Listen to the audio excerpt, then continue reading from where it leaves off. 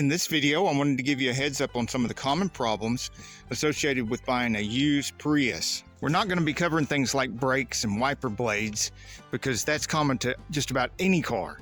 Number 5 is the 12-volt battery.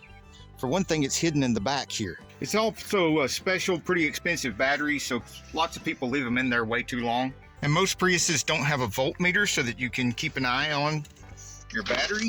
So I added one with the USB upgrade where we can see right there it says 12.6 volts. And when the car is running, you can see that it's over 14 volts. So that lets me know that the car is charging the battery. So I know both the battery's good and that the car is charging. This is not to be confused with the high voltage battery, which is over here.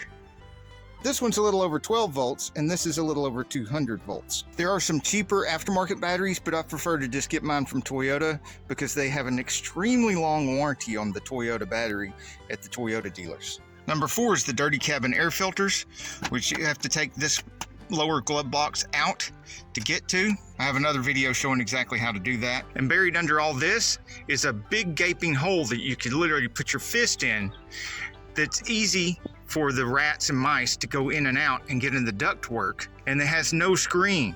I found that out the hard way. So I have a video on that and how to put a metal screen there to stop that from happening. Unfortunately, I got to mine too late and I ended up having to take the whole dash out to clean the ductwork to get all the smell and rat pee and stuff out of there. Yeah, it was pretty awful.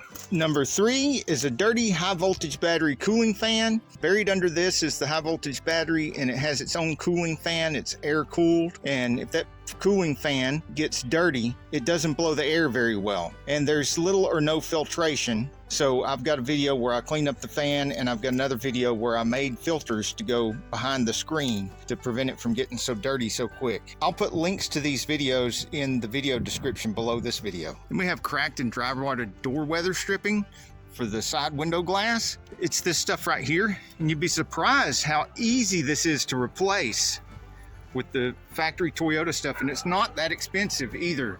And putting the new stuff on here keeps the water from going down the glass and inside the door. A lot of sensitive stuff inside that door, your speakers, your window regulators, all that costs more than these pieces of weather stripping. Hi, Shopcat. Shopcat says you can watch the video on that too. And number 1 is the EGR passages. This is the EGR valve, and it gets gummed up down here. There's a cooler here to cool down the exhaust gases before they come through the EGR valve in this pipe and go into the intake.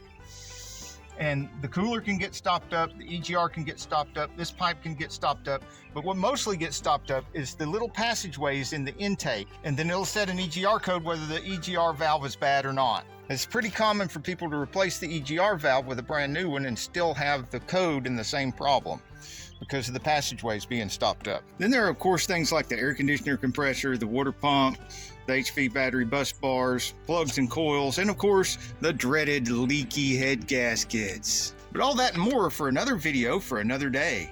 I have a playlist full of hundreds of Prius repair videos right here on this channel. The link should pop up right here.